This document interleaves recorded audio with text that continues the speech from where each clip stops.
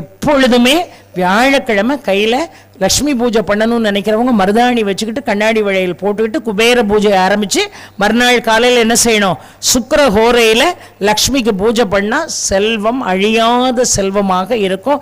எப்பொழுதுமே மருதாணி போடுற பழக்கத்தை நாம் வச்சுக்கிடணும்.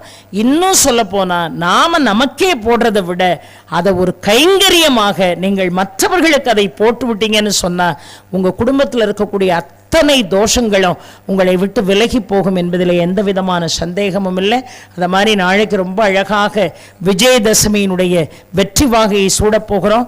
வித்யாரம்பம் எல்லாரும் என்ன செய்வோம், ரொம்ப அழகாக நெல்லில் சுவாமியினுடைய நாமத்தை எழுதி புதிதாக கல்வி கற்க ஆரம்பிப்பவர்கள், புதிதாக இசையை கற்க ஆரம்பிப்பவர்கள், புதிதாக நடனக் கலைஞர்கள், புதிதாக எழுதக்கூடிய எழுத்தாளர்கள், இவர்களுக்கெல்லாம் நாளைக்கு தான் உகந்த நாள். அந்த சரஸ்வதி தேவியை மனசு